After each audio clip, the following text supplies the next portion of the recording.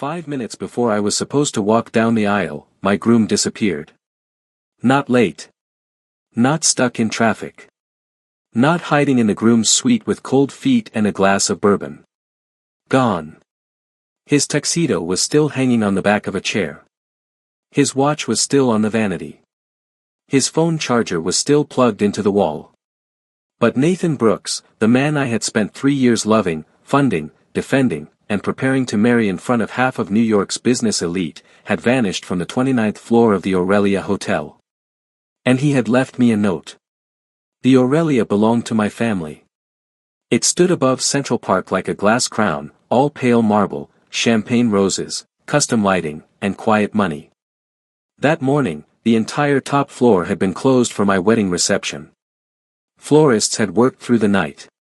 Security had locked down the elevators. Reporters were waiting behind barricades downstairs, hoping for a glimpse of the Hawthorne heiress marrying the self-made real estate founder everyone had suddenly decided was the next big thing. That was the headline they expected. Claire Hawthorne marries Nathan Brooks. Hawthorne Group and Brooks Development announce a new era. No one expected the groom to run away before the first toast.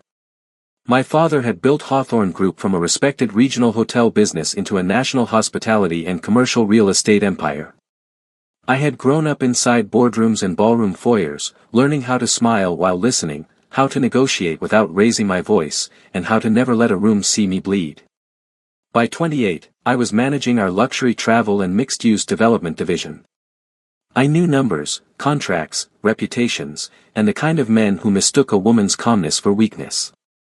Apparently, I had not known Nathan. When I first met him, Brooks Development was barely breathing.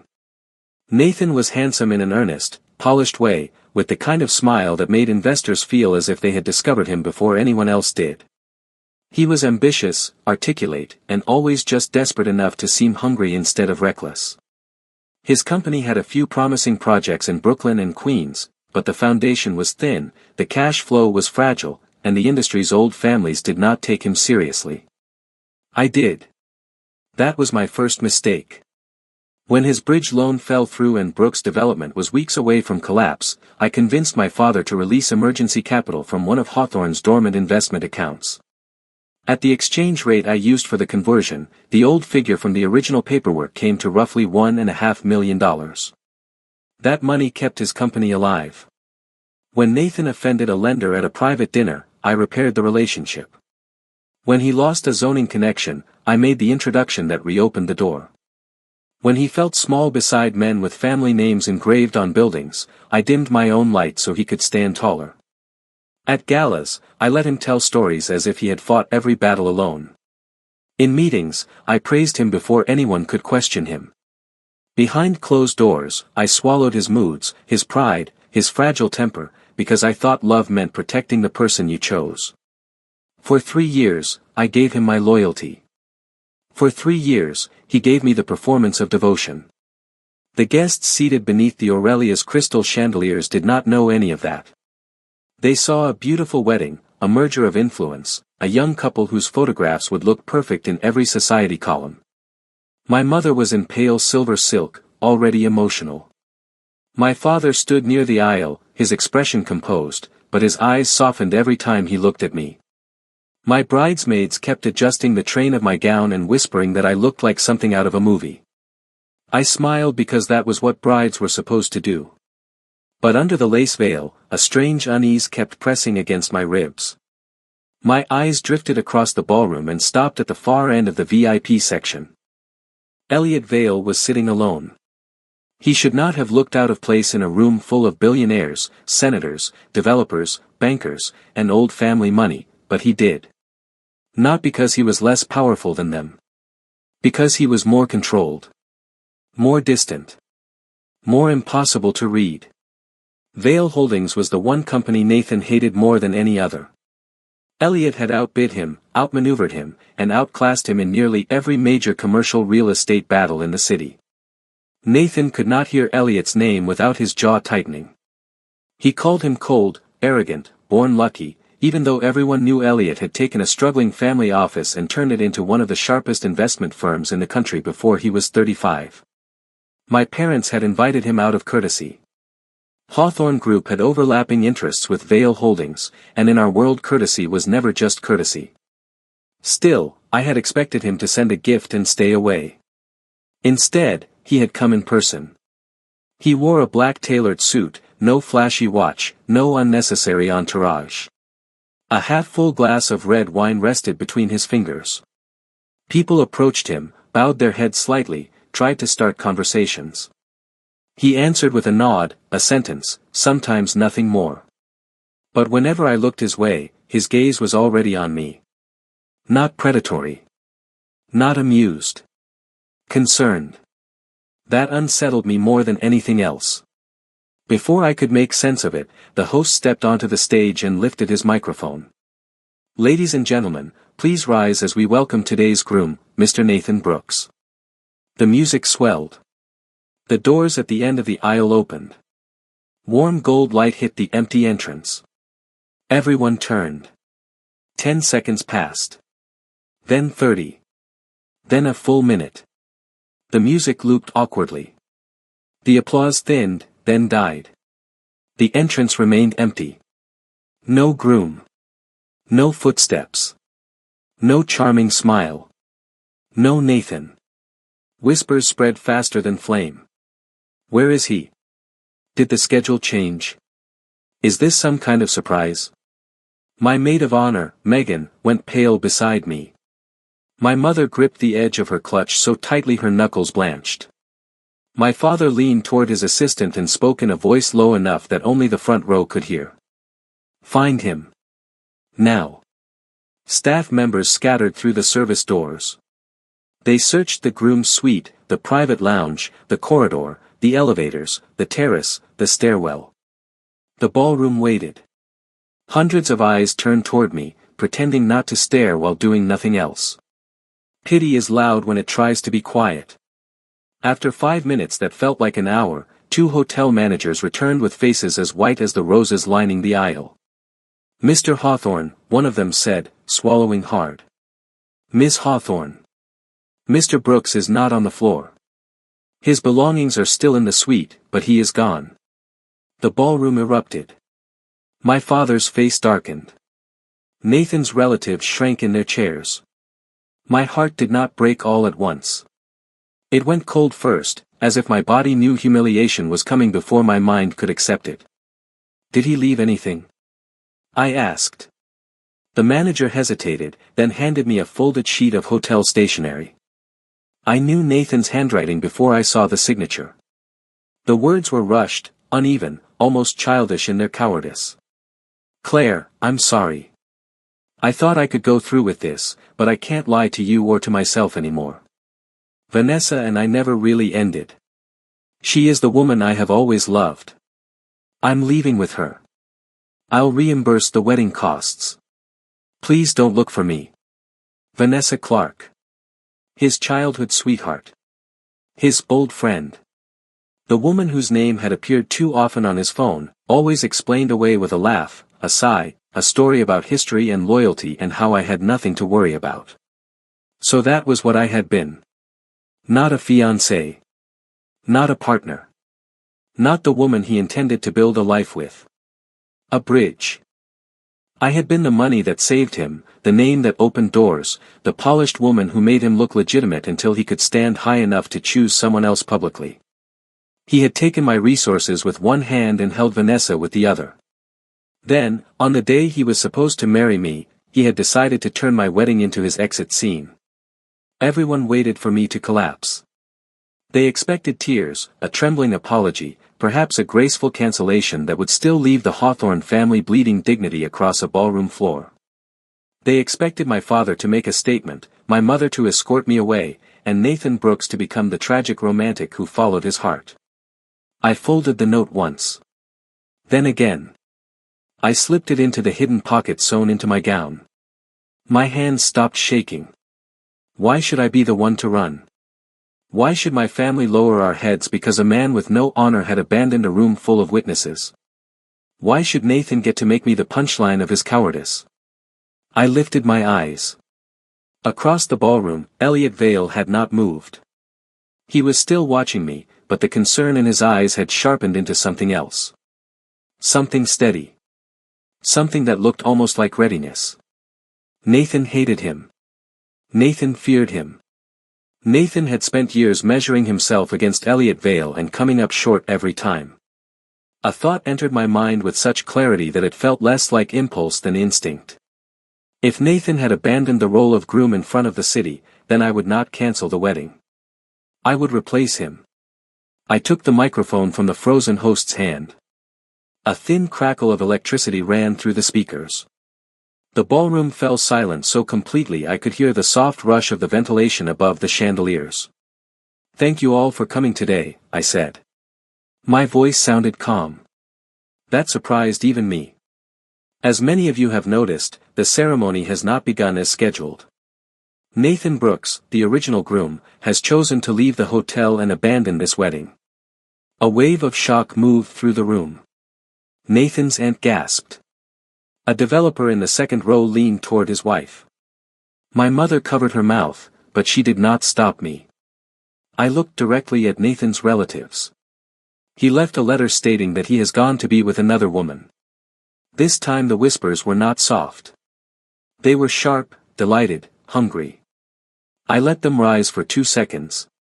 Then I cut through them. But Hawthorne weddings do not end because a man loses his nerve. The room stilled.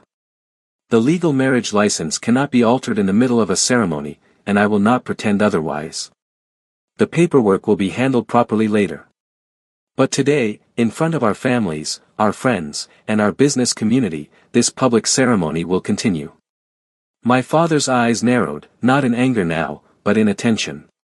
I turned toward the VIP table. Only the groom is changing. People began to stand. Someone said, "No." Someone else said, "She wouldn't." I raised my hand and pointed across the room. "Mr. Elliot Vale, Chairman of Vale Holdings, I ask you to take the groom's place and complete this ceremony with me." The ballroom exploded. The noise was instant and violent. Chairs scraped. Glasses clinked. Nathan's relatives shot to their feet, red-faced and furious. "Claire Hawthorne, this is obscene." Nathan's uncle shouted. "Marriage is not a business stunt." I looked at him. "Tell that to the man who used my family's name to fund his company, then ran away with another woman before the vows." His mouth opened, then closed. Megan grabbed my wrist and whispered, "Claire, are you sure? Elliot doesn't have to help us. He could embarrass you even more." She was right. Elliot could refuse. He could remain seated, offer a cold smile, and watch Nathan Brooks destroy himself without lifting a finger. He would lose nothing. In fact, he would gain. Brooks' development would be mocked, Hawthorne Group would be wounded, and Vale Holdings would remain untouched above the mess. Every rational person in that ballroom believed he would say no. For 3 seconds, he did not move. Then Elliot set down his glass. The soft sound of crystal against linen carried through the room as if amplified. He rose slowly, buttoned his jacket, and stepped away from his table. No hesitation. No performance. Just decision. The crowd parted before him. Conversations died row by row as he walked toward me. In his black suit, under all that gold light, he looked less like a guest than a verdict. When he reached the foot of the stage, he looked up at me, and for the first time that day, the world around me seemed to quiet for a reason other than humiliation. "I accept," he said. 2 words. They rewrote the entire room. He climbed the steps and stopped in front of me. Then he offered his hand. "Claire Hawthorne," he said softly, but the microphone still caught enough for the front rows to hear, "if he was too much of a coward to stand beside you, I will." My throat tightened. "Today, I will protect your dignity. Tomorrow, if you still want me there, I'll protect everything else." I placed my hand in his. His palm was warm. His grip was firm but gentle. Not possessive. Not theatrical. Just steady. The ballroom remained stunned for several heartbeats, and then my father began to clap. It was not loud at first. One clean sound. Then another. My mother joined him. Then a senior banker in the front row. Then a hotel investor. Then the entire room, because people with power know when the wind has changed. The host recovered quickly. That was why my mother had hired him. He stepped forward with a bright, almost breathless smile. Ladies and gentlemen, in an unexpected turn of fate, today's ceremony continues with Ms. Claire Hawthorne and Mr. Elliot Vale. The music began again, slower this time. Less like a fairy tale. More like a coronation. Elliot walked with me to the center of the stage. He noticed my long train before I did and slowed his pace. Careful, he murmured. The lace is catching near your heel. One sentence. One quiet piece of attention. It should not have mattered as much as it did. Nathan had spent 3 years standing beside me at galas, conferences, ribbon cuttings, charity dinners, and political fundraisers. He had never once noticed when my dress snagged, when my shoes hurt, when I was cornered by a man who spoke over me, when my smile had turned into endurance. He noticed only whether I made him look good. Elliot noticed the hem of my gown in the middle of a scandal. There were no rings prepared for him. Of course there were not. For one absurd second, the officiant froze, unsure how to proceed. Elliot simply removed the ring from his own right hand. It was a simple platinum band, understated and expensive in the way truly expensive things rarely announce themselves. This will do for today, he said. He took my left hand and slid the ring onto my finger. It fit. A faint ripple moved through the room. I looked at the ring, then at him. His expression did not change, but his eyes softened. I'll replace it with the one you deserve, he said. This is only the beginning. I should have been too angry to be moved. Too humiliated to feel anything but survival. Instead, something warm and dangerous opened in my chest. We did not lie to the guests and pretend the civil paperwork had magically changed. The officiant adjusted the words. It became a public commitment ceremony, a declaration, a promise in front of the people whose opinions shaped half the city's deals. The legal certificate would be filed later, properly, cleanly, with both signatures where they belonged. But in that ballroom, the meaning was already clear. Nathan Brooks had thrown away the bride who built him. Elliot Vale had stepped into the place Nathan abandoned. And every person watching understood the difference. When it came time for the reception speech, Elliot took the microphone. He did not posture. He did not gloat. That made what he said even more lethal. Today, I am honored to stand beside Claire Hawthorne, he began. Not because of circumstance, but because I have always respected her integrity, her intelligence, and her ability to build without destroying. The room listened. Hawthorne Group and Vale Holdings will move forward with a strategic partnership across hospitality, urban redevelopment, and mixed-use commercial projects. Our teams have already explored the terms.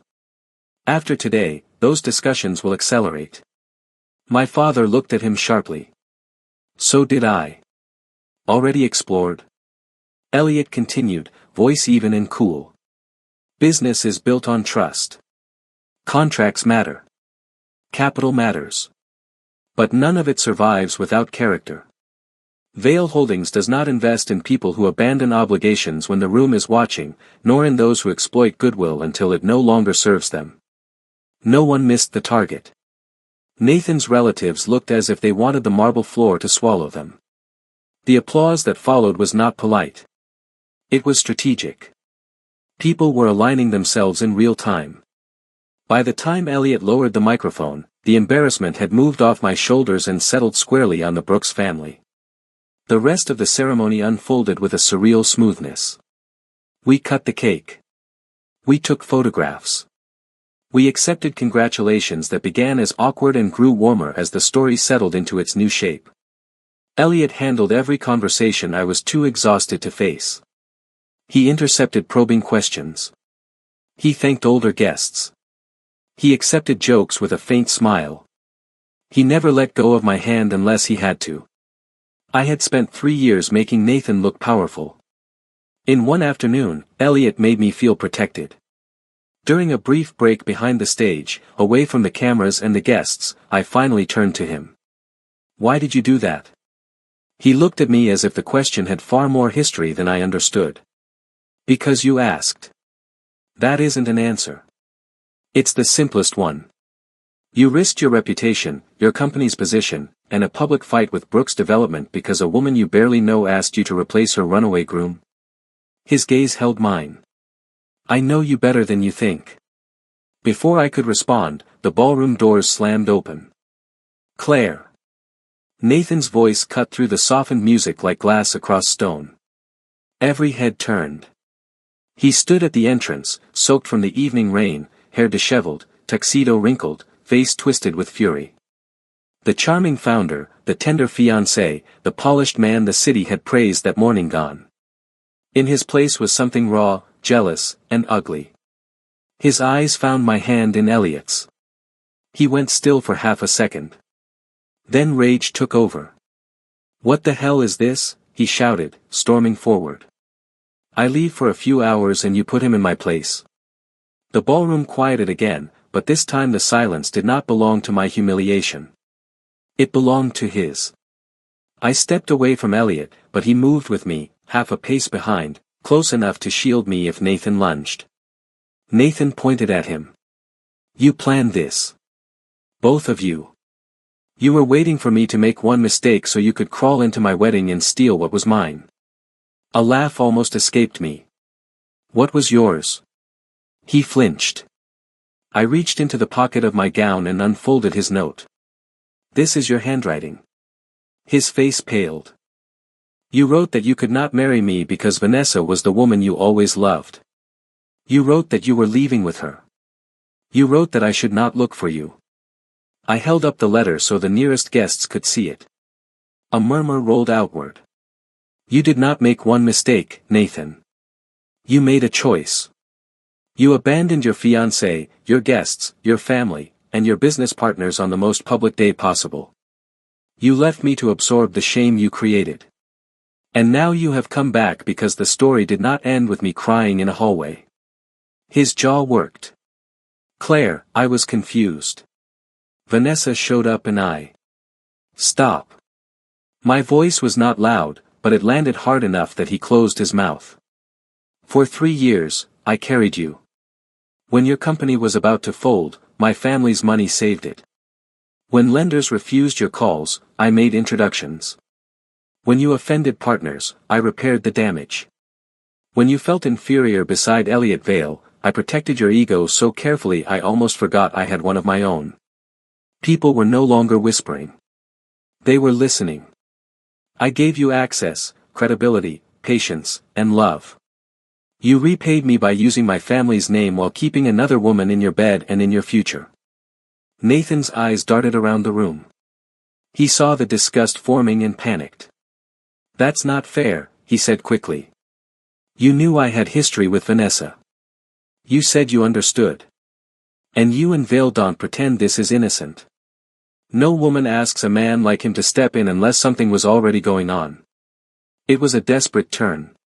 A dirty one. But desperate men often reach for dirt. Elliot stepped forward. The temperature in the room seemed to drop. "Choose your next words carefully," he said. Nathan's face twisted. "Or what? You'll buy another judge? Crush another competitor? You've wanted what I had for years." Elliot's expression did not move. "What you had," he said, "was borrowed credibility." Nathan lunged toward me then, not far, just enough for Elliot's hand to close around his wrist. The movement was quick and controlled.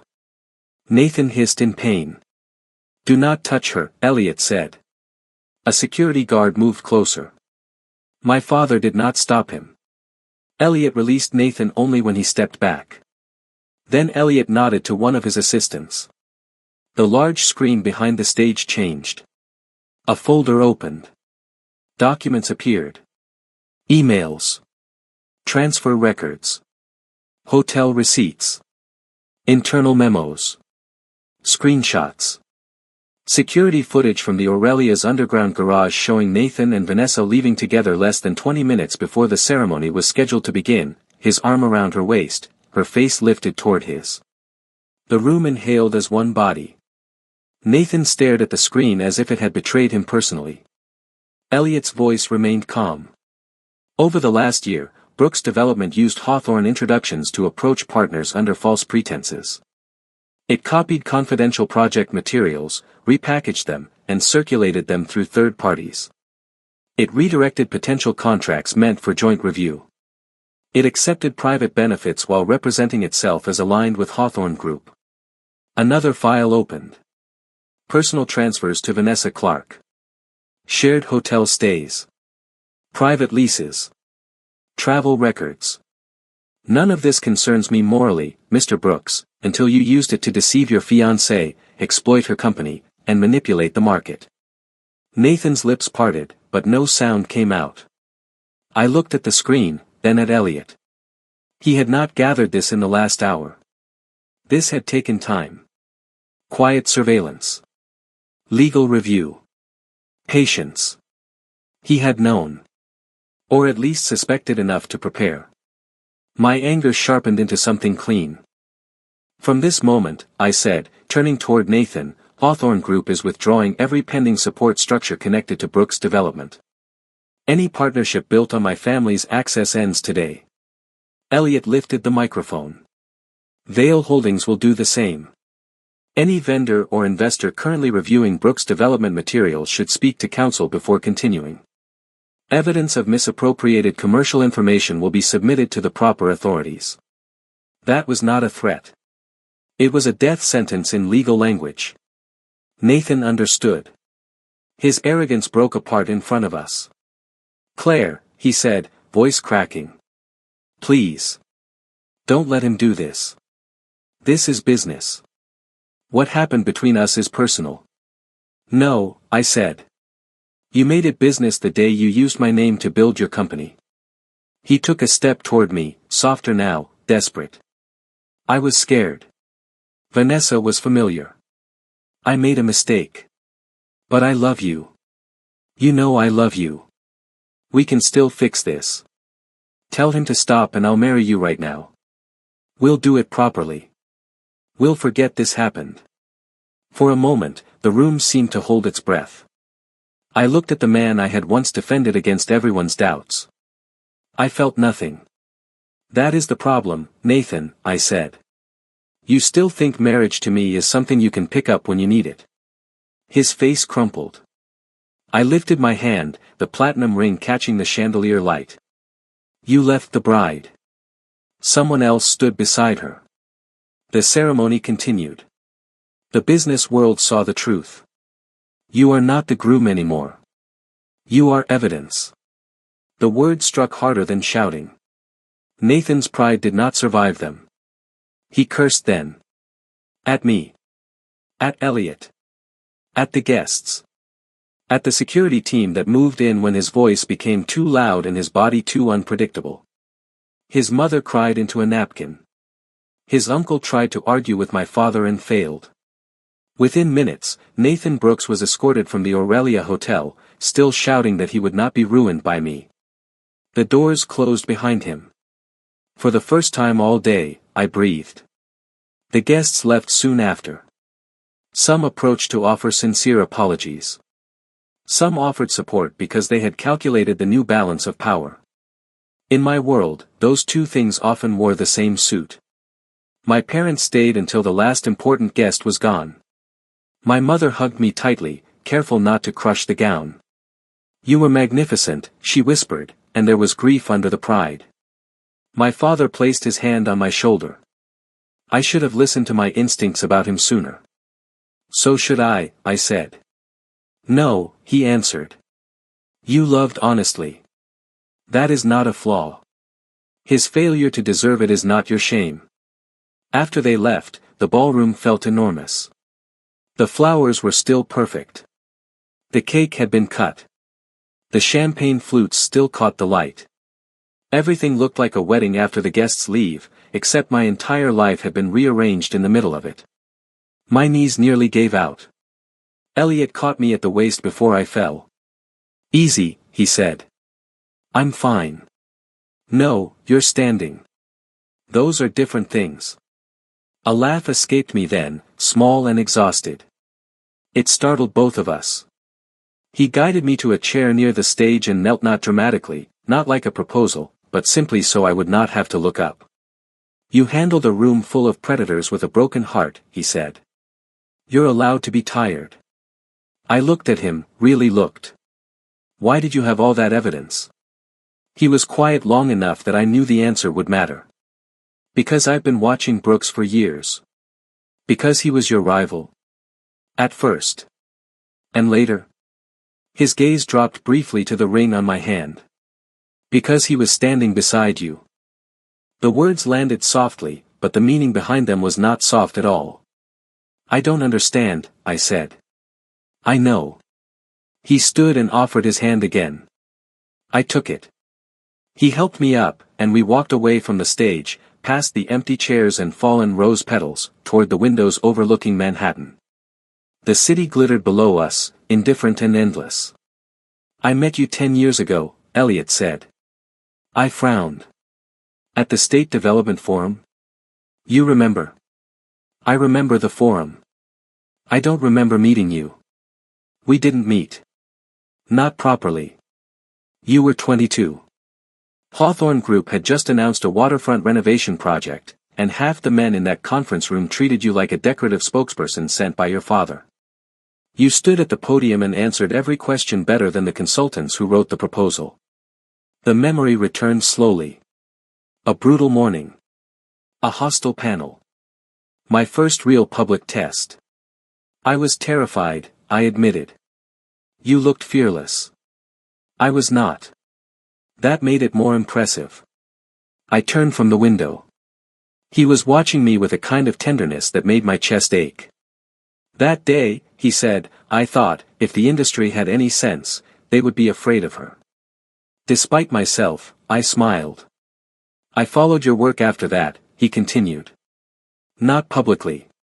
Not in a way that would create rumors. I watched you build projects with restraint and taste. I watched you negotiate without humiliating people. I watched you protect your staff. I watched you make room at tables where men like Brooks only wanted to take up more space.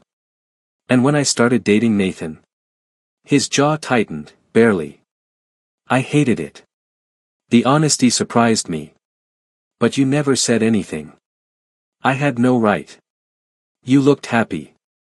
And if I had approached you while competing with him, anything I said would have seemed like strategy. I would not let my feelings become another pressure placed on you. So you stayed away. I stayed close enough to help when I could. I stared at him. A dozen memories rearranged themselves. A hostile investor who suddenly softened after a private call. A hotel union dispute that resolved before it became public. A financing complication that disappeared overnight. A smear campaign against one of my projects that lost momentum before it reached the press. You. Sometimes directly. Sometimes through people who owed me favors. I should have been angry. Maybe another woman would have been. But what I felt was the shock of being protected without being owned. For 10 years. I asked. For 10 years. My eyes burned. Nathan loved being seen loving me, I said quietly. You loved me where no one could see. Elliot's expression changed then. The control cracked just enough for longing to show through. I did not want today to happen this way, he said. I would have preferred you never be hurt at all. If Brooks had married you and treated you well, I would have stepped back forever. You would have let me go. I already had. The ache in that sentence was deeper than any confession. But when he left you standing in that room, Elliot continued, voice low, I could not stay seated. Not after 10 years of telling myself restraint was honorable. Not when restraint would have meant watching him destroy you publicly. I looked down at his ring on my finger. Was this planned? No. Prepared, maybe. Hoped for, never. I had evidence because Brooks was corrupt, not because I expected to marry you today. And the partnership with Hawthorne? Our teams had been circling each other for months. I planned to approach your father after the wedding, once you were not trapped in the optics of Brooks. I did not know your wedding would become the reason. I breathed out slowly. The room, the scandal, the humiliation, all of it felt suddenly less like the end of something and more like the violent clearing of space. My life changed in one afternoon, I said. So did mine. We stood in the golden quiet. Then my phone began to vibrate. At first, I ignored it. Then it kept buzzing. Texts. Alerts. Calls. News push notifications. I unlocked the screen. My name was trending. Not because the truth had come out. Because Nathan had started a war. Claire Hawthorne humiliates groom to marry billionaire rival. Hawthorne heiress accused of using wedding to force veil partnership. Sources say Nathan Brooks was pushed out after discovering fiancé's affair. I scrolled faster, blood cooling with every headline. Anonymous accounts claimed I had been involved with Elliot for months. Gossip blogs painted Nathan as a heartbroken man who had fled after learning I had betrayed him. Comment sections filled with strangers calling me ambitious, cold, shameless, a social climber, as if I could climb higher than the family name I was born into. Vanessa was already playing her part. A tearful post from a private account had been screenshotted and circulated. She wrote about truth, powerful families, and a man punished for choosing real love. Real love. I almost laughed. Elliot gently covered my phone with his hand. Don't feed yourself poison. It's them, I said. Nathan and Vanessa. They're trying to turn the public story before the evidence reaches anyone outside the room. Yes. His calmness steadied me. You expected this? I expected Brooks to lash out. I did not expect him to be smart about it. He isn't. Someone is advising him.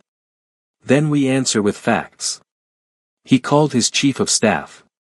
His voice changed instantly, not louder, but sharper, stripped of every softness he had shown me.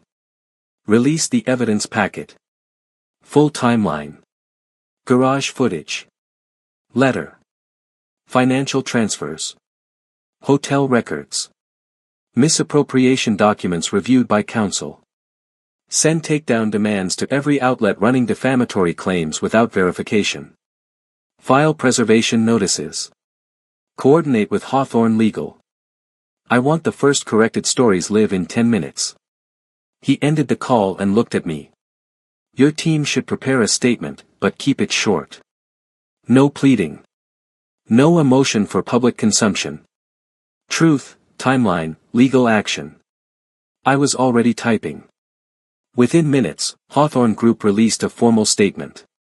No melodrama. No personal insults. Just the facts. Nathan Brooks left the venue before the ceremony, provided a handwritten letter ending the engagement, and evidence of personal and commercial misconduct had been submitted to counsel. Then Vail Holdings released the packet. The internet loves a villain until a clearer villain appears. Security footage from the Aurelia garage showed Nathan leaving with Vanessa before the ceremony. The timestamp destroyed his claim. His letter destroyed his victim act. The transfer records destroyed Vanessa's innocent old friend performance. The leaked project files destroyed what remained of Brooks Development's credibility. The reversal was brutal.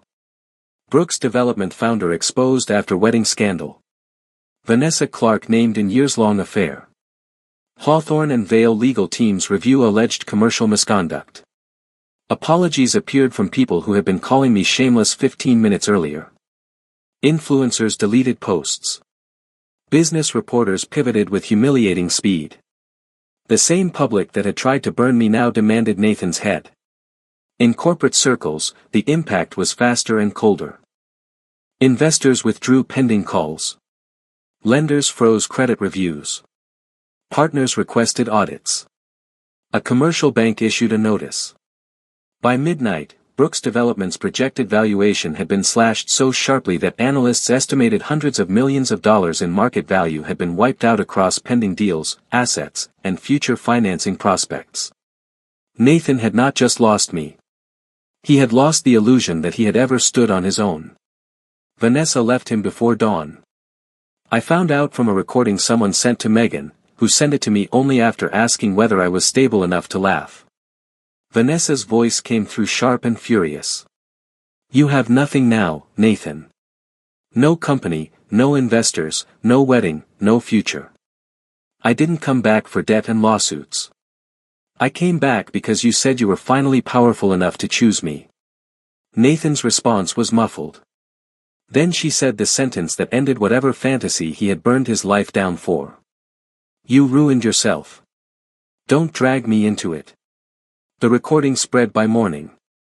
Maybe Vanessa leaked it. Maybe Nathan did. Maybe the universe had a sense of humor. Either way, the city heard the truth. He had abandoned the woman who built him for a woman who abandoned him the moment he fell. That should have been the end. It was not. Men like Nathan do not always understand consequences. Sometimes they mistake consequences for enemies. 2 nights after the wedding, Elliot's security chief flagged unusual activity. Nathan had liquidated what remained of his personal accounts, sold a car, and withdrawn cash. He had been seen near one of Hawthorne Group's residential properties, then near the private garage beneath my apartment building.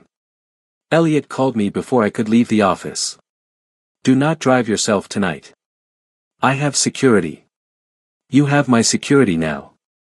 I don't want to live as if he controls my movements. You won't, he said. But pride is not a protection plan. I hated that he was right. A black SUV collected me from Hawthorne headquarters. Elliot was inside, still in his suit, sleeves unbuttoned at the wrist, phone in hand. He looked tired. He also looked like a man who had already mapped every possible threat and decided how each one would end. You didn't have to come yourself, I said. Yes, I did. The convoy pulled away from the curb and entered the wet shine of midtown traffic. Rain streaked the windows. Neon signs blurred into color. For a few minutes, the city felt almost peaceful. Then a black sedan shot out from a side street. It came too fast, angled directly toward us. The driver reacted before I understood what was happening. Our SUV swerved with controlled violence. Another security vehicle slid between us and the sedan. Tires screamed. Metal slammed. The impact was heavy but contained, redirected away from our passenger door. My hand flew to the seat. Elliot's arm came across me, bracing without crushing. The sedan spun and stopped near the curb. Nathan was behind the wheel. Even through the rain-streaked glass, I could see his face. Wild. Hollow. Unrecognizable. The face of a man who had lost the story he told himself and blamed everyone except the author. Security moved in seconds. Doors opened. Men in dark coats pulled him from the car as he struggled and shouted. Elliot lowered the window just enough for his voice to carry. Nathan's eyes snapped toward us. You took everything from me, he screamed. Both of you. Elliot looked at him with no anger at all. Somehow that was more devastating. No, he said.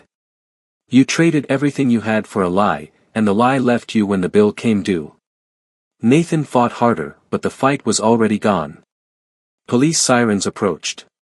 Rain soaked his ruined suit.